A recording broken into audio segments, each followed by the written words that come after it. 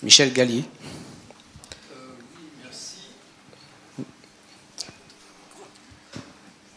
Voilà, ma question s'adresse en particulier à Madame Kerouédan et un peu à Ronnie Broman. En particulier, la question que vous avez posée pour la Côte d'Ivoire qui m'intéresse particulièrement. Je pense qu'un moyen de fragiliser des pays en crise, en conflit, comme la Côte d'Ivoire, dans les 10 années précédentes, c'est la suspension de l'aide internationale depuis 2000 et 2002, et c'est valable pour d'autres pays. Si je prends le cas de Madagascar, pays que je connais un peu aussi, le niveau de vie a baissé de 70% dans les 4 dernières années, où toute la communauté internationale a arrêté, au fond, ses programmes d'aide, notamment médicaux. Et inversement, des pays en crise de longue durée, on voit souvent une disproportion qui est le même belligène qui cause un peu les conflits et la guerre entre la capitale et l'intérieur. Et j'étais frappé, il y a peu de documents sur le ROF de Sierra Leone, mais un de rares textes qu'ils ont publiés demandait l'accès aux soins de santé et à l'éducation par ailleurs. C'est un peu pareil pour le nord de la Côte d'Ivoire. Quand on a proposé de rééquilibrer en quelque sorte les territoires, y compris pour les soins à la santé, on s'est trouvé devant une absence d'aide internationale qui, à mon sens, a fragilisé le pays, puisque le PIB a baissé de 10% en 10 ans. Alors, inversement, les ONG jouent un rôle ambigu, puisque dans la zone nord de Côte d'Ivoire rebelle, elles se sont substituées en quelque sorte à l'État local et à l'aide internationale. MSF, mais aussi d'autres, étaient un peu le ministère de la Santé de la rébellion. J'y étais en 2010, 8 ans plus tard, on était, grâce à vous, d'ailleurs il faut bien le dire, protégés. Moi j'étais avec une ONG qui s'occupait des réfugiés. Alors ça allait au-delà des ONG de santé, ça s'étendait à toutes les organisations non gouvernementales. Donc paradoxalement, on était protégés par le statut des humanitaires dans notre action. Donc la question est, est-ce que pour réguler les conflits en profondeur, il ne faut pas au contraire augmenter l'aide internationale, y compris pour la santé, avant le déclenchement du conflit, plutôt que de le supprimer? Dominique Kerouédan et Ronnie Broman. Bon, alors la question, elle me plaît beaucoup parce que je me la suis posée évidemment et je pense que oui, et je l'ai posée aussi à Serge Mikhailov qui a fait partie des personnes qu'on a interviewées dans le cadre de notre étude sur donc qu'est-ce qui s'est passé en amont de l'effondrement de la Côte d'Ivoire et du Zimbabwe. Alors justement, je pense qu'il ne faut pas réduire les causes et les déterminants de la guerre ou de la situation en Côte d'Ivoire à des questions ethniques, parce qu'il y en a beaucoup d'autres, et ni politiques même. Il y a des déterminants démographiques et économiques, et dans la dimension économique, il y a l'aide au développement. Et en particulier ce pays qui a reçu beaucoup d'aide, non seulement de la France, mais de la Commission européenne dans les années 90. Donc ça a été vraiment le jour et la nuit entre les années 90 et les années 2000 pour la Côte d'Ivoire.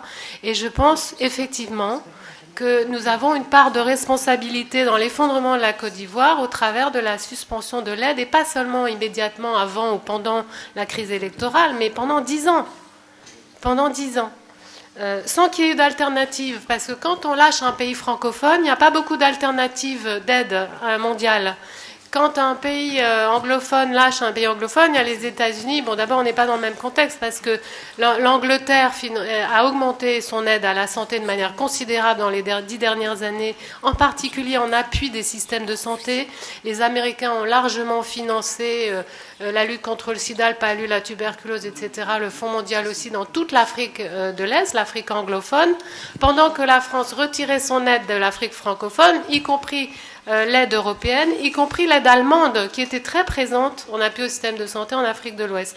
Donc on a vu ces 10 dernières années tous ces gens se retirer sans qu'il y ait d'alternative, à part en Côte d'Ivoire un peu de fonds américains pour le sida, point final, pas grand-chose, un peu du Fonds mondial avec toutes les difficultés dont on a entendu parler ces dernières années. Donc vraiment, oui, je crois qu'il y a une responsabilité, une part de responsabilité dans la manière dont l'aide est administrée ou pas, à quel moment, à qui, d'une part, et beaucoup d'iniquité dans l'allocation de l'aide entre les pays d'Afrique francophone et anglophone, donc sur un même continent. Et ça reste vrai quand on a contrôlé les variables ampleur de maladie, population, etc. Donc il y a vraiment à regarder de près ces sujets. Je n'ai pas trouvé d'études qui le démontrent vraiment. On le déduit des études existantes sur l'allocation de l'aide, mais il y a vraiment un travail à faire sur ça parce qu'on assiste à toute une région qui s'effondre et à l'absence de réaction par rapport à ça, ce qui me paraît interpeller la responsabilité de la France et de l'Europe. René Broman, une réaction rapide et on passera à une question de Marc Pérouse de Monclos.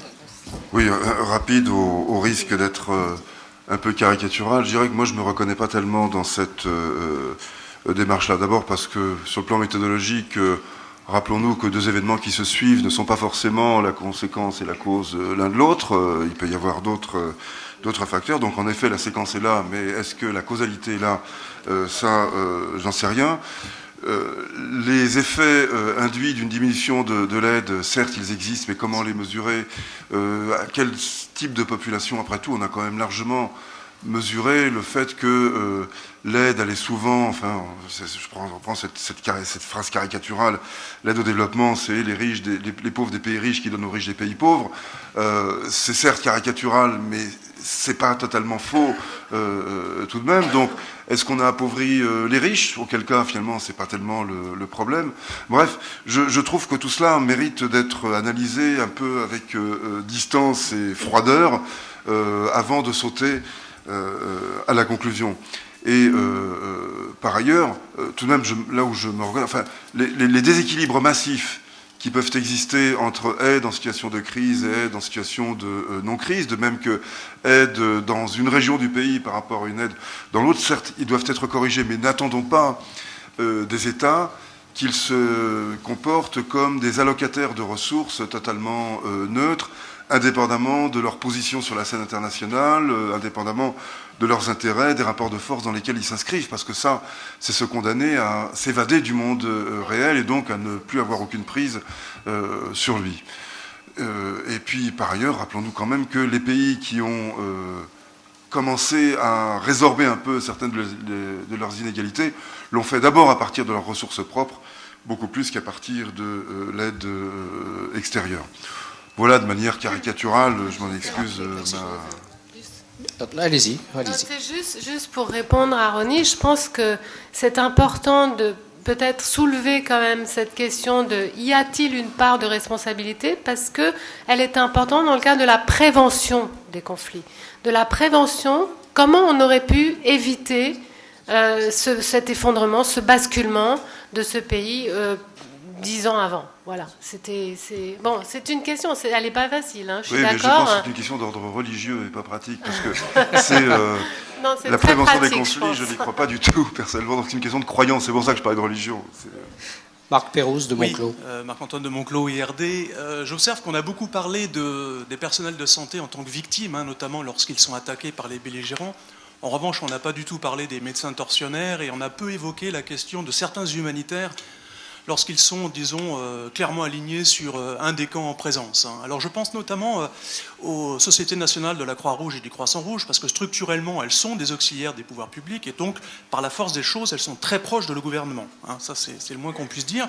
Et aujourd'hui, vous le savez, il y a un cas qui pose problème, c'est le Croissant-Rouge syrien, puisqu'il est accusé, en l'occurrence, d'avoir délibérément remis des blessés rebelles aux forces de sécurité syriennes, en sachant pertinemment que ces blessés allaient être torturés. Je ne sais pas si c'est vrai. En tout cas, la question est posée.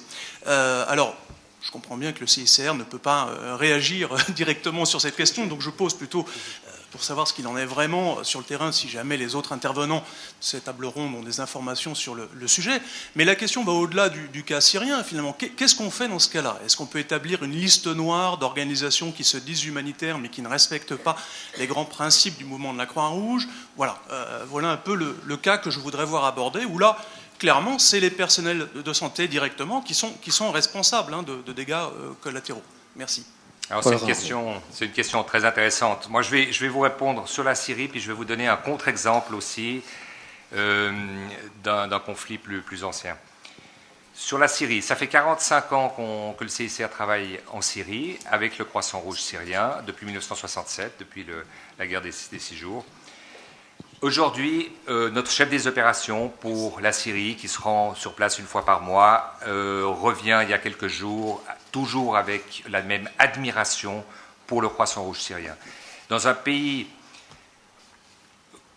comme les pays du Moyen-Orient, où les sociétés nationales sont assez proches des autorités, le Croissant Rouge syrien applique, mais je vous le certifie, à la lettre les principes fondamentaux du mouvement, que sont notamment l'indépendance et l'impartialité. C'est des gens qui risquent leur vie tous les jours. Un de leurs volontaires est mort la semaine dernière. Le président d'une branche, celle d'Idlib au nord, a été tué il y a 3 semaines. C'est des gens qui travaillent avec un espace humanitaire extrêmement restreint, mais que nous, on soutient, sans lesquels on ne pourrait pas travailler sur place. Et je dément alors formellement, elle l'a fait avant moi, Béatrice Mejvan, la chef des opérations pour le Moyen-Orient, les allégations qui sont sorties la semaine dernière lors de l'évacuation, sur la remise de blessés aux forces de sécurité. C'est absolument faux. Ça fait partie des nombreuses rumeurs qui volent autour de la situation en Syrie. Parce évidemment, quand on a entendu ça, on a fait une enquête immédiate sur le terrain. Et on regrette d'ailleurs que, puisqu'on est en France, on peut en parler, que la journaliste Edith Bouvier, qui a d'une jambe brisée et puis qui attend une évacuation depuis plusieurs jours, depuis mercredi dernier, ait refusé, vendredi, on était à 400 mètres d'elle, elle a refusé l'évacuation. Ce n'était pas une évacuation par le Croissant Rouge syrien, c'était une évacuation par le CICR. Notre chef de délégation, Marianne Gasser, était à 400 mètres d'Edith. Elle a refusé, c'est son droit. Mais j'entends, c'est pour vous dire qu'il faut, je crois, que ces allégations portent préjudice non seulement au Croissant Rouge, qui fait un travail vraiment exceptionnel, et Dieu sait si j'en ai vu des Croix-Rouges et des Croissants Rouges qui ne tiennent pas la route, mais ceux-là, ils tiennent la route. Et ça porte préjudice également au CICR. Maintenant, le contre-exemple que j'aimerais vous donner, c'est la Croix-Rouge, une des 3. Vous savez que les Croix-Rouges les Croissants Rouges sont souvent à l'image du pays. Hein. Lorsqu'un pays éclate en 3 morceaux, comme c'était le cas de la Bosnie dans les années 90, eh ben, on a eu 3 Croix-Rouges très vite. Une à Sarajevo, une à Banja Luka et une à Mostar. Une bosniaque, une serbe, une croate. Il y en a une avec laquelle on ne travaillait pas beaucoup, c'était la Croix-Rouge serbe de Bosnie, dont la présidente était Mme Karadzic. Alors on travaillait avec les branches, et puis on évitait de parler à la patronne, parce qu'elle nous sortait des explications sur les besoins humanitaires qui étaient en léger décalage avec les nôtres. Et donc on travaillait avec les branches, les volontaires en territoire contrôlé par les Serbes. On a vu toutes sortes de politisation, toutes sortes d'exagérations, toutes sortes de manipulations, toutes sortes de gens de très bas étage en Bosnie, dans ces Croix-Rouges. Et on a vu aussi des gens souvent à des niveaux hiérarchiques inférieurs, des volontaires, des gens remarquables. Mais voilà un exemple où les Croix-Rouges ne tenaient pas la route, hein, et particulièrement en zone bosniaque serbe. Ce n'est pas le cas du tout aujourd'hui en Syrie. Merci pour ces précisions et informations.